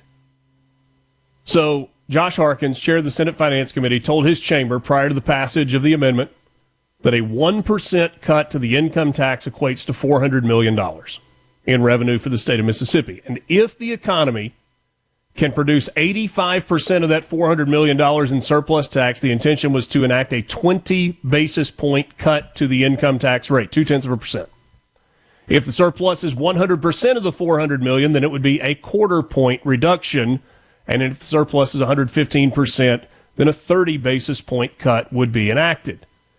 And again, just recapping, the way that it was written and approved by both chambers, new tax cuts would be triggered starting when the state has surplus revenue that exceeds 0.85% of 1 percentage point of income tax revenue. Meaning, basically, you've only got to have a few $1 million in surplus to trigger the cuts. How did that happen? It's a good question. Lance, the number of eyes that saw that bill is significant. Every senator in the chamber had a copy of the bill in front of them, a paper copy. The bill itself was put up onto a screen so that observers and staffers had a look at it. You had staff people that had a chance to look at the bill before it was distributed to the senators. Obviously, Josh Harkin's team and everybody that was involved with it, and the lieutenant governor saw the bill. The Department of Revenue was involved. You had lots and lots of people. Candidly, I was reading along on copy of the bill as they were debating it on the Senate floor. And I didn't catch it. And I'm not saying that I should have or shouldn't have or whatever. I'm just saying I was reading it. And it was just a mistake. I mean, it's that simple. How did it happen? A mistake was made. Now, who made the mistake and whether or not they should be held accountable, I don't know. I mean, I think it was a genuine mistake. Everybody was looking at the exact same text and thinking the exact same thing. But I said this earlier, words matter. Punctuation matters. I remember vividly being in 6th grade, and I had a paper to write. And my mom worked on campus at the time. And I wrote the paper, and she said, all right, I wasn't much of a typer. She was a good typer at the time. And so I wrote it, and then she transcribed it for me on, I guess it was the word processor at the time, on her computer at the office. And then once it was typed, we had to begin the process of proofreading and editing. And there is nothing that I hated more. It was like I had to be dragged along, kicking and screaming. But she drilled into me the importance of, okay, if you're going to turn in a paper, if you're going to go to the work of doing it, it needs to be done right. And it might be a misplaced comma. It might be a misspelled word. It might be a run-on sentence. It might be a sentence that was grammatically correct, but just didn't read the way that it should read. Hey, I'm glad it wasn't an explanation point. Yeah, kind of the old Seinfeld Jake Jarmel. No explanation points. The point is, though, she drilled into me at a young age that words matter and accuracy matters. And this is a very significant mistake. Now, somebody on the C Spire text line said it was a divine mistake. Thomas in Greenwood says, a conservative mistake. They accidentally and inadvertently wrote legislation that is aligned with their campaign promises. Jeff in Grenada says someone is going to be unemployed. I hope not, Jeff. I hope not. Yeah, my betting on it was, I was like, oh, goodness, this is going to throw everything off the decimal. But they covered some ground quickly. They did. And, yes, somebody said Lamar knew the error was there, and he didn't tell the members of the House on the floor before they voted. It was extremely shady. I don't know that it was extremely shady. I do believe that it was not until sometime on Wednesday afternoon when House leadership discovered the error, when they were going through the bill with a fine-tooth comb, and somebody was like, hey, this doesn't read what they think it reads. And I do think it speaks to how quickly the House concurred with the bill from the Senate on Thursday. And so the Senate finds itself in an interesting position now. If they want to amend another bill to correct the language that the governor is going to sign, it's going to take concessions. Something that the House wanted, or some things that the House wanted that wasn't in this bill, the Senate will have to offer a concession if they want to go back and put these triggers in place. Because as we sit right now, this is going to be law for the state of Mississippi as soon as the governor signs it. And changing it to the 85, 100, 115% would take a bill that both the House and the Senate agree on, or an amendment or changes. I would actually like to give the legislature credit, like credit looking forward. I genuinely believe that our legislators want what is best for the state of Mississippi. And if we happen to find ourselves 7 years from now, 2 years from now, driving pedal to the metal toward an economic cliff, that even though tax cut is what we all wanted, they will do what is necessary to protect the state of Mississippi financially. I believe that. You may tell me I'm naive. That's fine. But that's what I believe. And so the governor is going to sign this, and it's going to go into law. So here's my question. This is the third of those questions. What happened? How did it happen? And is the House wrong for not allowing the Senate to correct its error? I don't think so. Now, I don't know what that does to the relationship between the House and the Senate. I will credit where it's due. House leadership, Senate leadership, so we're talking Speaker of the House, Lieutenant Governor, and the Governor are all saying the right things. That it was a historic day and a historic bill for the state of Mississippi, and let's roll. They're all saying, let's move forward. But you know this conversation is not going away. And what is this going to mean for future negotiations? We know that there is more than just a friendly rivalry between the Senate and the House. Like in some cases, there's genuine dislike, but they have to work together.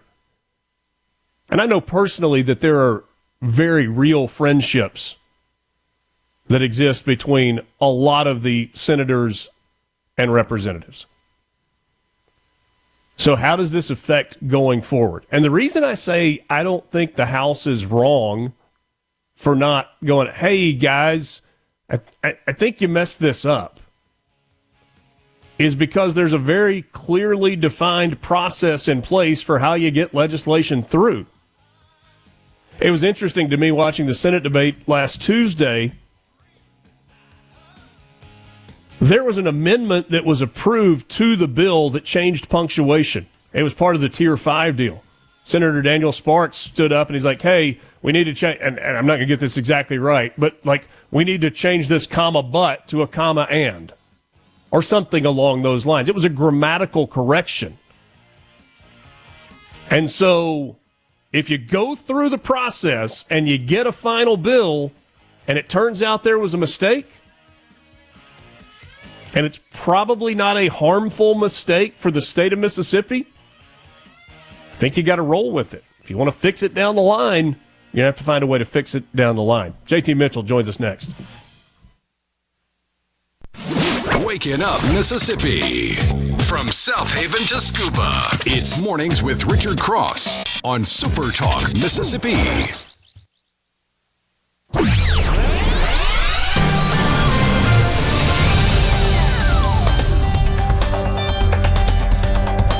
About 20 minutes left with you on this Monday morning. Mornings with Richard Cross. Glad to have you along for the ride, and glad to welcome in JT Mitchell from the SuperTalk Mississippi News team. He is our news director. And good morning, Mr. Mitchell. Good morning, Mr. Cross. How are we?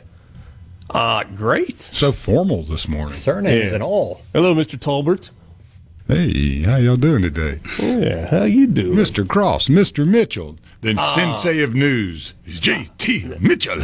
I'm great, my man. It was a fun weekend, fun sports weekend all over the place. I got the sunglasses line with the big old red Rudolph nose this morning after a Saturday at lacrosse and a track meet. So it was a good weekend. Oh, you were doing what is that, high school sports level, middle school? Both. Middle school lacrosse and high school track.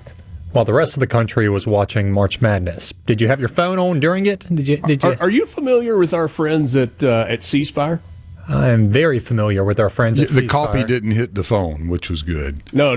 The coffee spill did not affect the phone. So yeah, C-Spire and its nationwide 5G was with me throughout the day. So there's plenty of baseball watched and plenty of basketball watched, streaming through my phone while attending other events. Inspired by you.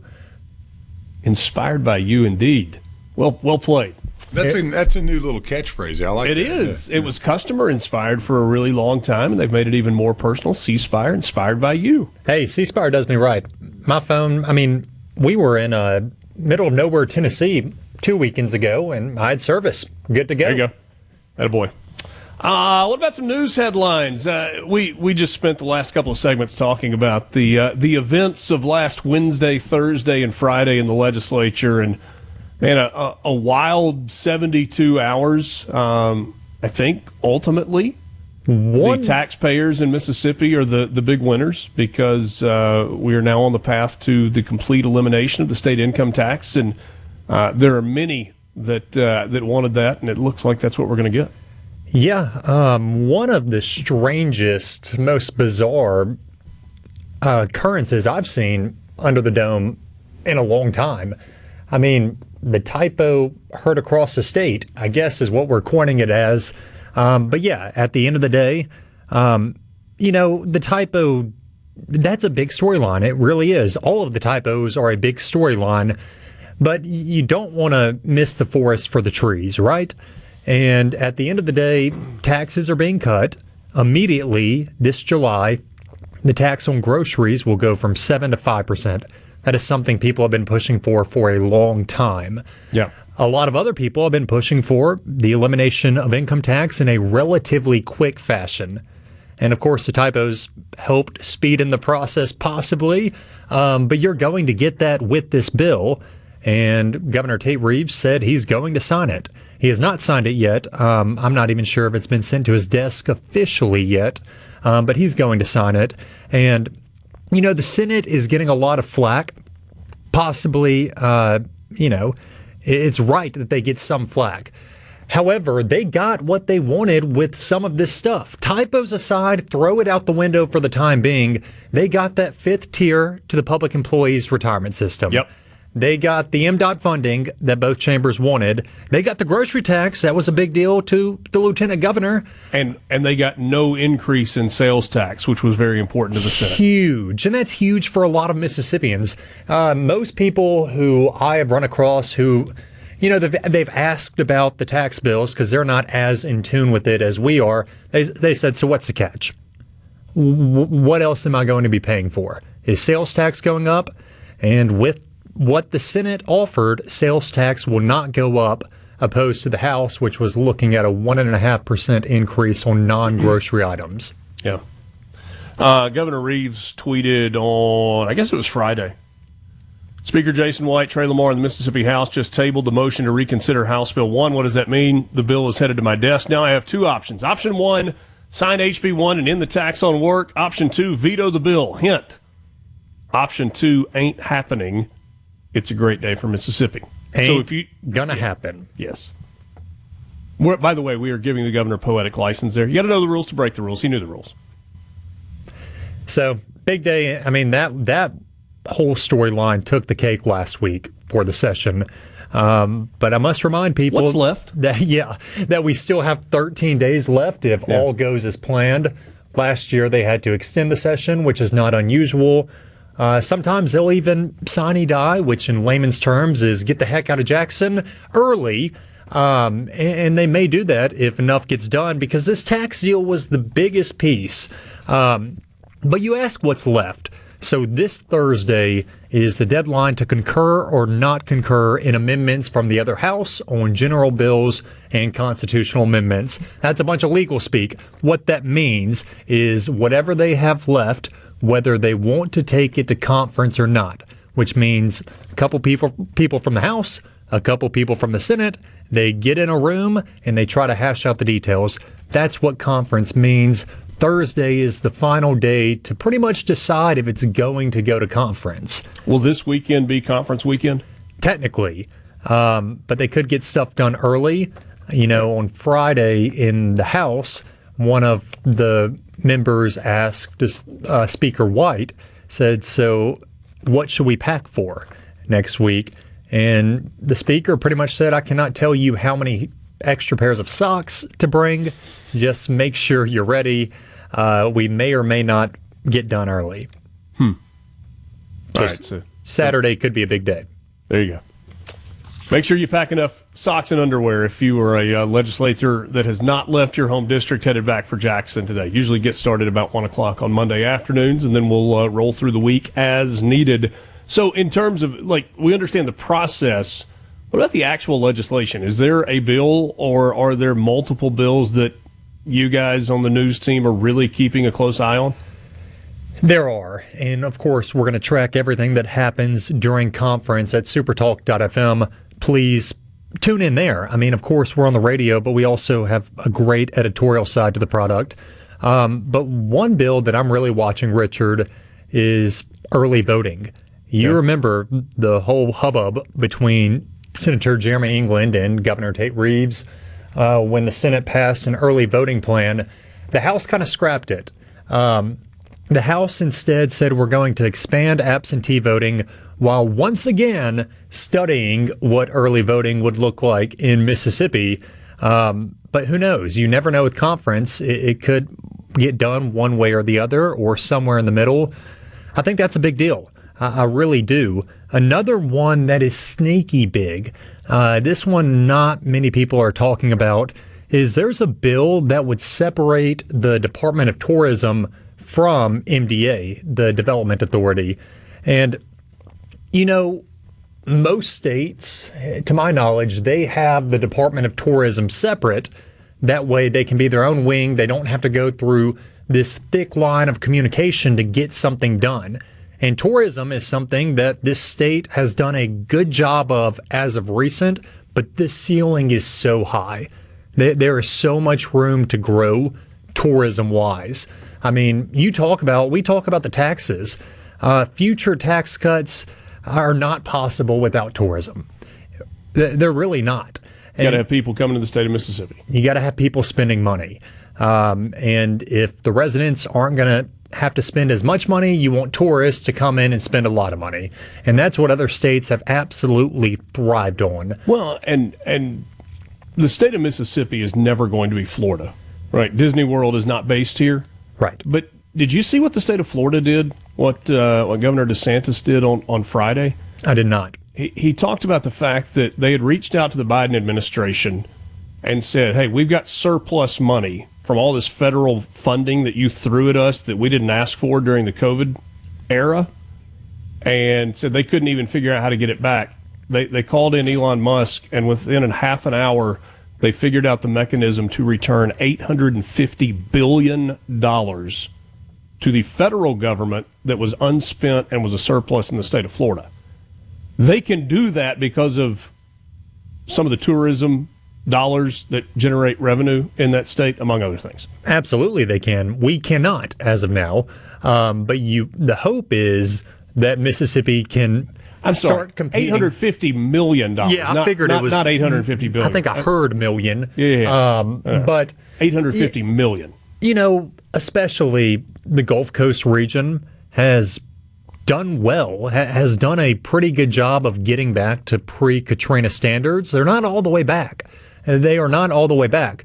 However, there is so much potential on the Gulf Coast to bring in tourisms and not only compete with, but exceed some other regional competitive markets like the Mobile, Fairhope area. The Panhandle is kind of a different story. Savannah, Georgia, similar. You can compete and exceed with them if the right decisions are made, if you bring in tourists.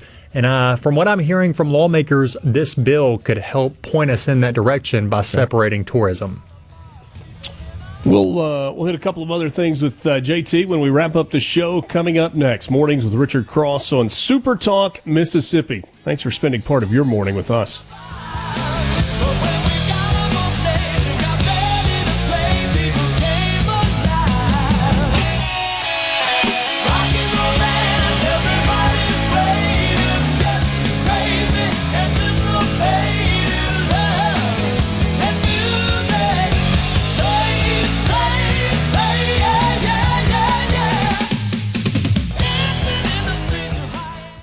From the What's happening in Mississippi politics? Yes. You're in the right place. Mornings with Richard Cross on Super Talk, Mississippi.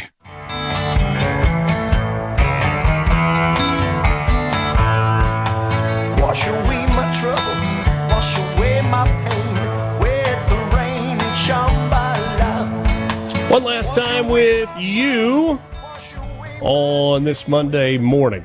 Just a quick programming note. If everything works the way we are expecting it to work, Ole Miss Athletics Director Keith Carter will join us tomorrow morning. So, going to lock down a time. A pretty good weekend if you are the Director of Athletics at Ole Miss. The women's basketball team advancing to the Sweet 16. The men's basketball team advancing to the Sweet 16. Baseball going on the road and getting a sweep to move to 4-2 in conference play. By the way, on the baseball front, new D1 baseball top 25 is out. Southern Miss is on a heater. They have won 4 in a row, 9 of their last 10. They are up to number 13 in the country in the most recent poll, and Ole Miss checks in at number 15. Basketball, though, kind of grabbed the headlines this weekend. You had the Ole Miss women's team, JT, advanced to the Sweet 16. The Mississippi State women's team plays tonight for a chance to advance to the Sweet 16, and the Ole Miss men's team winning last night, a game to advance to the Sweet 16 as well. So a lot of postseason success on the hardwood. Yeah, and I think Keith Carter will have plenty to talk about. Don't forget, a rifle national champion in Oxford as well.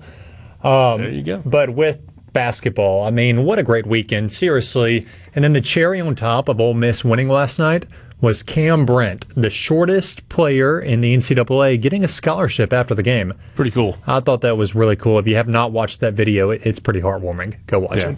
We played the audio from that from the locker room when Chris Beard told him your school's paid for now, or how about a free education? It was pretty neat moment all the way around. A week from tomorrow, we've got early voting, or excuse me, primaries. Yeah, no early voting yet. I'm sorry. We'll see if the Senate can get that one through the House. But we have regular voting. Actually, we have absentee. We have absentee voting going on right now. So this is the PSA that a week from tomorrow, municipal primary elections will be taking place statewide. If you live in a city, you have an election. I can guarantee you it. A town as well, whatever it is. If you live in a municipality, there's an election. If you're eligible to vote absentee, you can do that. You can go do it right now.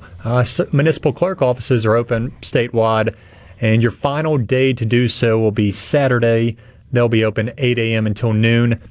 If you're like me and you're a go the day of voter, the polls will be open from 7 a.m. to 7 p.m. on Tuesday, April 1st. April Fools, don't forget it. Municipal primary elections are happening. Very good. Anything else that you are watching in the newsroom? There's a lot. I mean, today is the anniversary of those devastating Rolling Fork tornadoes 2 years ago.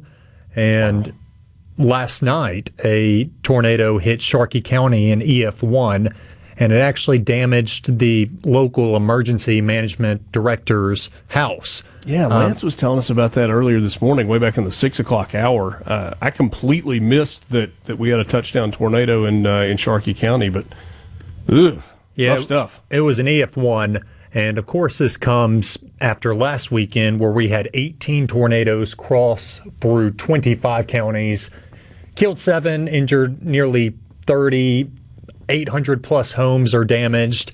I mean, it is that time of the year, and there's no better time than the present to get prepared. Just the little stuff you can do. And you know, forgive me for interrupting.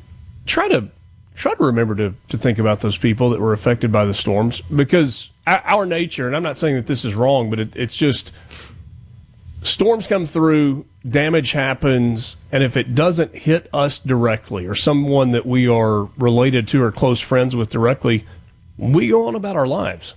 Their lives have been changed dramatically for an extended period of time. So if you have the ability to offer a helping hand, please do so.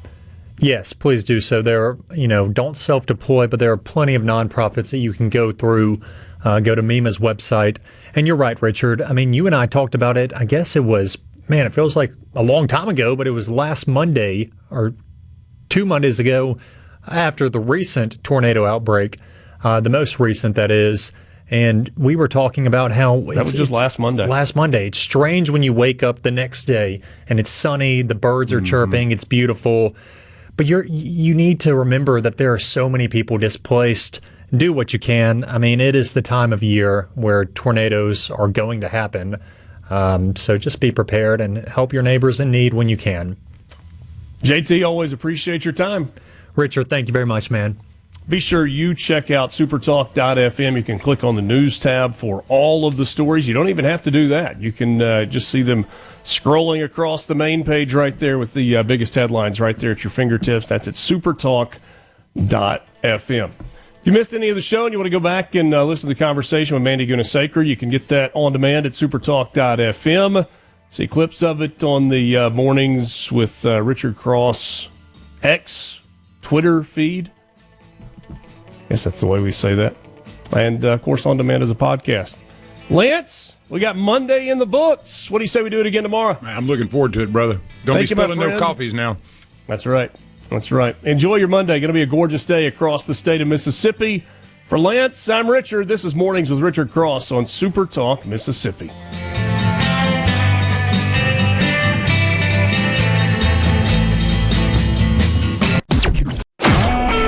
A SuperTalk Mississippi media production.